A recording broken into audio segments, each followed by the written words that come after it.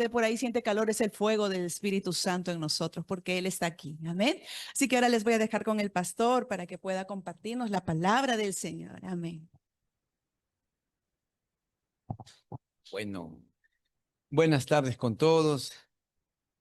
Que el Señor siga trayendo esa gracia y su amor sobre nuestras vidas, porque Él está en este lugar. Amén. Él es digno de recibir toda gloria. Y ahora vamos a glorificar al Señor, también escuchando su palabra y meditando en Él. Vamos a abrir nuestras Biblias. ¿En qué libro estamos estudiando? Pedro, ¿cierto? Primera, segunda, tercera, cuarta. Aunque dicen que algunas cartas de algunos de los apóstoles no llegaron a su destinatario, se perdieron en el camino, en el mar. Pero las que están acá son las que tenemos y estamos en el Primera de Pedro. ¿En qué capítulo estamos exactamente? Capítulo 5, muy bien. Y en el versículo 10. Voy a hacer un pequeño resumen de lo que estamos enseñando, lo que estamos hablando. Dice la palabra del Señor que primero que nuestra fe tiene que ser probada. ¿Amén? Y cuando nuestra fe es probada, dice que tiene que ser probada aún mucho más que el oro, para que la prueba de nuestra fe, ¿qué cosa produzca? Recuerda, paciencia, ¿no? Y que también en esa prueba y ese proceso de producir paciencia, también dice la palabra que la paciencia también, que debe tener su obra completa, ¿no? Y el apóstol Pedro habla de de esa continuidad de que la paciencia debe tener su obra completa. Y claro, eso no lo vamos a ver hoy, pero sí vamos a tratar un poco más de profundizar acerca de lo que está aquí en 1 de Pedro 5, versículo 10.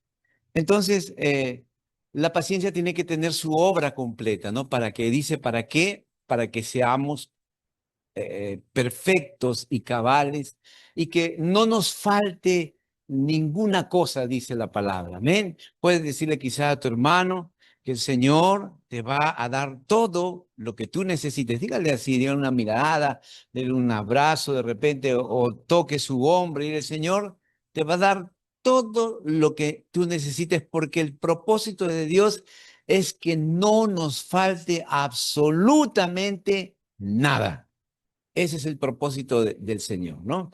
Y que también leíamos en la palabra acerca de que cuál es el fin de nuestra salvación. Ahí está en en primera de Pedro también. ¿Quién me dice cuál es el fin de nuestra salvación?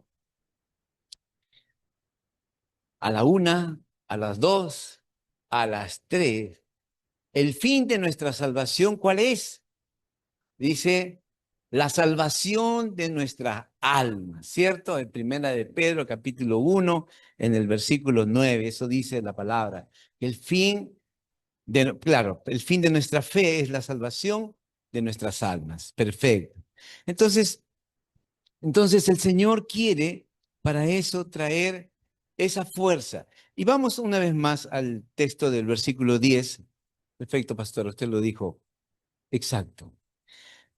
Dice así, mas el Dios de toda gracia, dice, que nos llamó a su gloria eterna en Jesucristo, dice, después que hayas padecido un poco de tiempo, Él mismo os perfeccione, afirme, fortalezca y establezca. Y mire que estas cuatro cosas que dice el apóstol Pedro aquí, es una construcción de cómo nuestra fe va siendo edificada, cómo nuestra fe está siendo probada y cómo también nuestra fe va a dar un producto en nuestra vida. Porque dentro de todo lo que el Señor quiere hacer en nuestra vida es que podamos nosotros tener una firmeza, una estabilidad, como dice aquí, ¿no? Y eso es lo que quiero yo que podamos entender. Dice la palabra del Señor, el libro de Salmos, el salmista dice que el Señor es nuestra roca. El Señor es nuestra roca fuerte. ¿Quién como el Señor? Y el salmista decía estas palabras porque él entendía que al único que podría recurrir para poder fortalecerse era el Señor. En otra ocasión, el salmista dice, no, tú eres la roca de mi salvación, pero también dice, tú eres castillo fuerte. Entonces, en la medida que nosotros vamos avanzando en nuestra fe, o sea, el propósito de Dios es hacernos fuertes. ¿Cuántos aquí pueden decir que son fuertes o somos fuertes? ¿O cuántos pueden decir en un momento, yo estoy débil, ¿no? Y el propósito de la salvación, o sea, el propósito de que la fe comience a ser trabajada en nosotros, el fin, dice, de nuestra fe, es la salvación de nuestras almas. Por eso dice la palabra que debemos cuidar esta salvación con temor y temblor. Y cuando hablamos de el discipulado de Jesús, la palabra discipulado tiene que ver con esa disciplina que el Señor está trabajando en nosotros. Nada de lo que nosotros podemos conseguir en la vida es producto del azar o de, a ver, vamos a ver cómo me va o cómo voy a ver cómo va mañana, sino todo es producto del discipulado de Jesús en nosotros y que el discipulado significa disciplina. Así que dígale a su hermano que está a su lado, entonces tú tienes que ser disciplinado, tienes que ser firme y tienes que ser fuerte. Porque mire que cuando el apóstol Pablo otra vez trabaja este tema de la disciplina, hablando primero del atleta, hablando específicamente del atleta, habla del labrador, habla del que construye, el que edifica, y dice, ¿no? Que todo aquel que está practicando esta disciplina, o sea, va a llegar a una meta. Por eso es que los atletas, ninguno de los que hace alguna disciplina, sea gimnasia, sea correr, sea nadar, nadie logra, o fútbol, ¿no? Acá hay varios futbolistas. Nadie logra o sea, una victoria, una medalla, si no tiene disciplina. Todos. Aquel que no llegó a ello simplemente o empezó bien y en el camino se quedó y finalmente no logró terminar la carrera. Ahora yo pregunto, ¿cuántos quisieran quedarse en la mitad? ¿Alguien quisiera quedarse en la mitad? ¿Alguien quisiera o cuántos quieren llegar a la meta? Entonces, para llegar a la meta, para que el Señor nos premie, nos condecore, nos dé la recompensa, es decir, nosotros, o seamos premiados, nosotros tenemos que tener disciplina. Y eso es lo que el apóstol Pedro está entendiendo en estas palabras. Porque por eso dice, lo primero que es que en nuestra fe, el Señor va perfeccionándonos y va haciéndonos más simples, sencillos y ligeros. Una palabra también para perfeccionamiento es restaurar. Lo que el Señor está haciendo está restaurando en nuestras vidas, todo para que podamos ser a su imagen y su semejanza. Entonces, en ese perfeccionamiento, el Señor quiere traer esa disciplina para poder nosotros edificar nuestra fe. Amén. Entonces, y lo siguiente dice que nosotros debemos ser firmes. Por eso, qué bueno es que nosotros podamos venir a la casa del Señor. Qué bueno que tú puedas ir a tu célula. Qué bueno si estás estudiando algún curso en la iglesia. Qué bueno que tú estés llevándolo, porque todo ello hace que podamos tener firmeza. ¿Y cómo el Señor lo lo ejemplificó o dio un ejemplo. En el libro de Mateo capítulo 7, el Señor dice que todo aquel que oye y hace, dice, le comparará a un hombre prudente, a un hombre sensato, o sea, alguien que finalmente comenzó a edificar sobre la roca.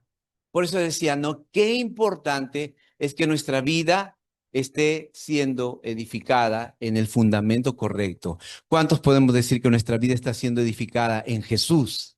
Amén. Entonces, en la medida que yo voy ejercitándome el oír y el hacer, por eso es que normalmente a veces en nuestros oídos llega mucha enseñanza, pero así como cuando llega una enseñanza, dice alguno, no sale por la otra. Me olvidé, no me acordé. Y es porque es así. Por eso es que el Señor siempre tenía una enseñanza repetitiva. Siempre Jesús volvía a enseñar el mismo principio, pero lo enseñaba de otra forma, ¿no? Es como decir, cada uno come, hoy día comimos un delicioso puré. No, a mí no me gusta el puré, a mí me gustan las papas fritas. No, a mí me gusta el tokosh, ¿no? Que es la papa con penicilina. Y así, ¿no? ¿Por qué? Porque el Señor quería traer vamos a decir, esa audición, preparar la audición de los discípulos para que puedan oír, pero para que también puedan poner en práctica. Nos han enseñado mucho a escuchar, pero necesitamos poner en práctica. Amén. Así que dile a tu hermano, mi hermana, tenemos que poner en práctica todo lo que escuchamos, porque si no lo ponemos en práctica, dice que es en vano todo lo que podemos aprender. Imagínese que yo sepa que el jabón es bueno y nunca me duche o nunca me lave. ¿Se imagina usted así? Entonces tenemos que usar la palabra y la palabra tiene que trabajar en nosotros. Entonces, ese perfeccionamiento que hace el Señor en nuestra vida, lo hace cuando nosotros ponemos en práctica esa palabra. Por eso dice, le compararé a un hombre prudente, a un hombre sensato que edificó su casa sobre la roca. Vinieron vientos, soplaron contra ella y dieron contra su casa que estaba fundada sobre la roca. ¿Y qué cosa dice la palabra? Que su casa no cayó. Todo aquel que cree la palabra y la practica, nunca será derrotado. ¿Cuántos dicen amén a ello? Amén. Nunca fallarás. Por eso el Señor cuando le dice a Josué, dice, no te desvíes ni a la derecha, menos a la izquierda, para que hagas prosperar tu camino y todo te salga bien. Entonces yo felicito, si usted va a su célula, qué bueno. Dios está perfeccionando. Por favor, dígale si está a su lado, no deje de asistir a tu célula. Y no vayas porque es una obligación. Anda con alegría, anda con amor, anda diciendo con expectativa, yo voy a recibir algo y voy a hacer eso que el Señor. Entonces, en ese perfeccionamiento, el Señor dice que va a afirmar. Mire que la roca, en el sentido bíblico, significa justamente eso, un lugar para afirmarse, un lugar que no se mueve. Usted sabe que el único que puede hacer que nosotros tengamos esperanza y podamos tener seguridad es el Señor. Por eso el salmista decía, aunque la tierra tiemble, el Señor es Dios. Aunque los mares también bramen, el Señor es todopoderoso. Y Jesús enseñó a sus discípulos esa práctica. Entonces, lo siguiente, y me quiero quedar con estas dos que son, dice, también os fortalezca, primero los perfeccione, afirme, fortalezca y establezca.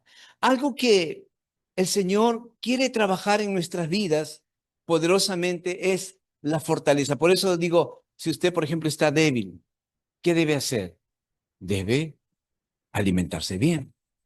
Debe dormir a sus horas. Yo, por ejemplo, a veces duermo 5 o a veces 6 horas. A veces, no siempre. Y mi esposa me dice, ¿ya qué hora vas a dormir? Sí, justamente ahorita estoy teniendo algo especial.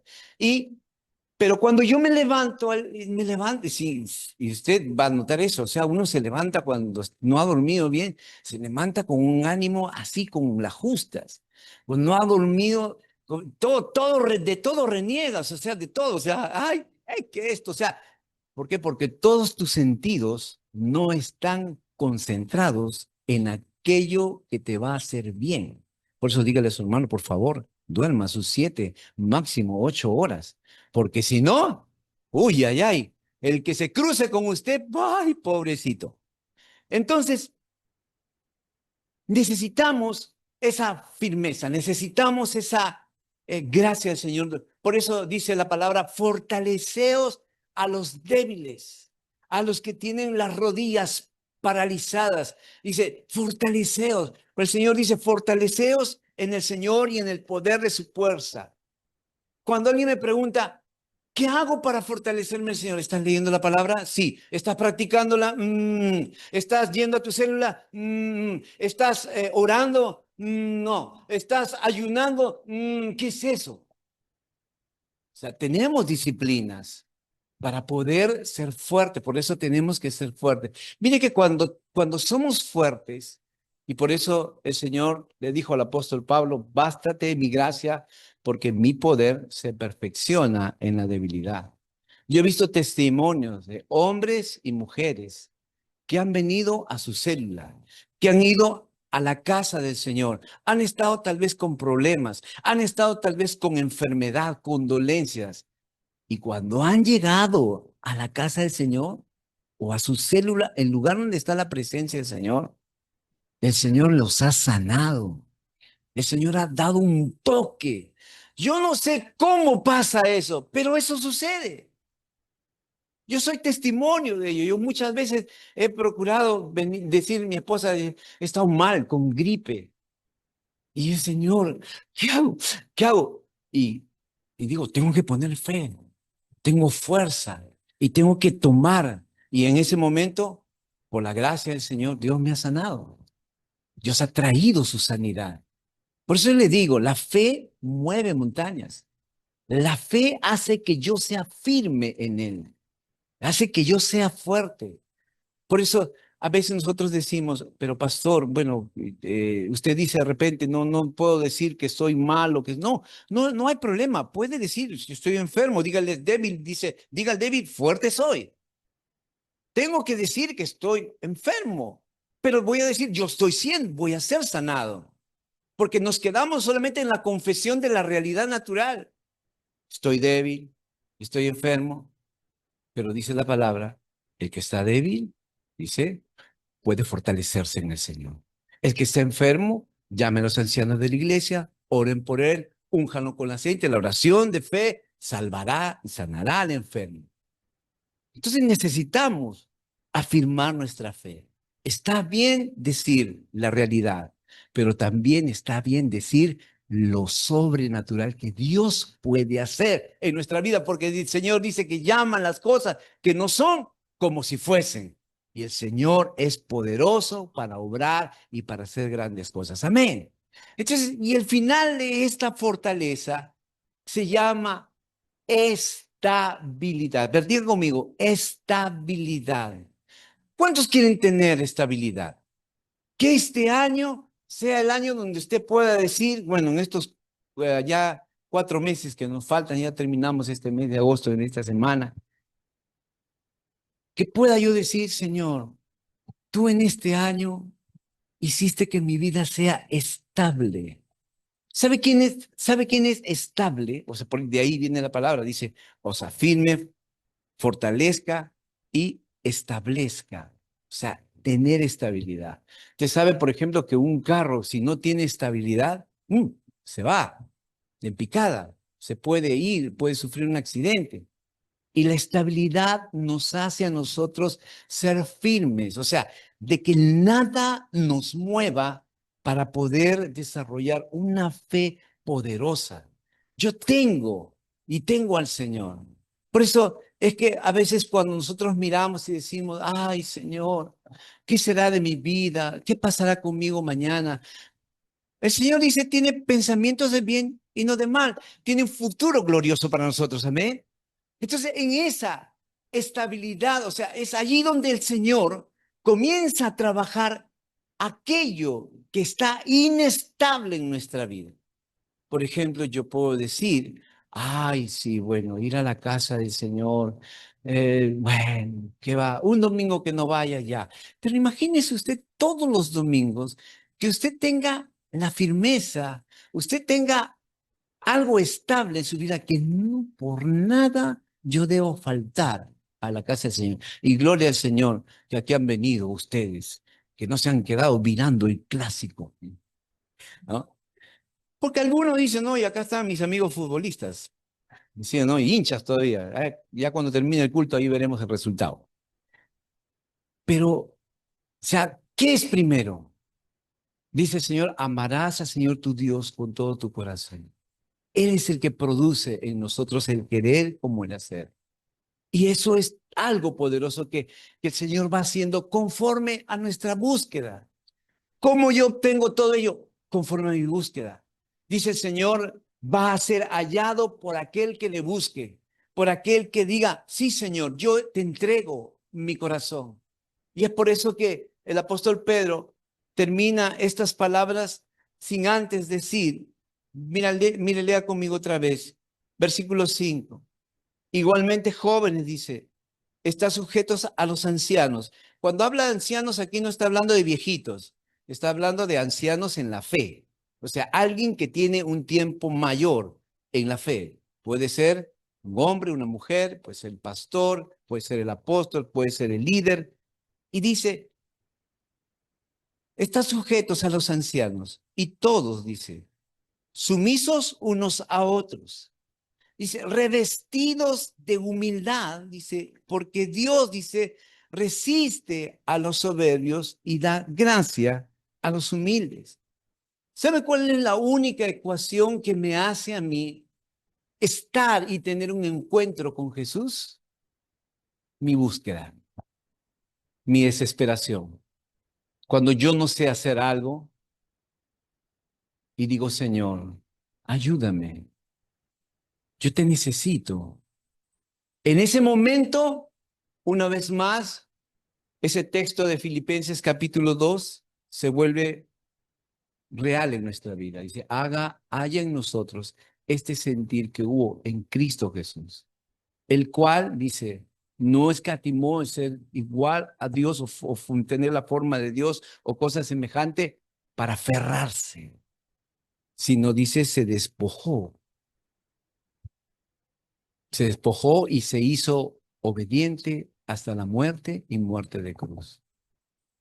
Entonces, en nuestra vida tenemos que dar ese paso de que cuando necesitamos de Él, vayamos primero creyendo que Él es galardonador de todos los que le buscan, pero también en esa necesidad. ¿Cuánta falta hace en el pueblo de Dios, en todos nosotros, decirle, Señor, Señor, yo te necesito, ayúdame? Tú sabes que estas cosas no me están saliendo bien, Señor. Ayúdame.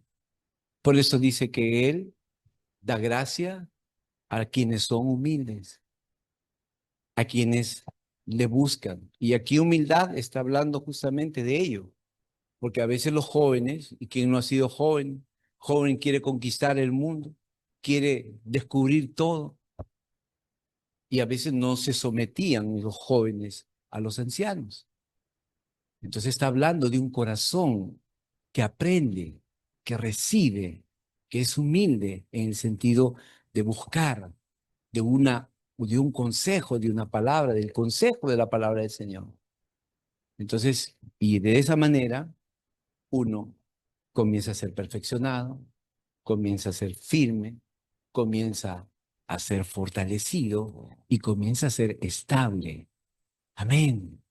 ¿Cuántos quieren ello para su vida? Amén. Yo quiero eso para mi vida. Entonces, tenemos que dejar toda soberbia en el nombre del Señor y humillarnos bajo la poderosa mano de Dios, porque Él tiene cuidado de nosotros. Así trabaja el Señor. Qué sencillo, ¿no? Entonces, ese es el corazón del Padre para con nosotros, y el Señor es fiel y el Señor es bueno. Vamos a ponernos de pie en esta hora.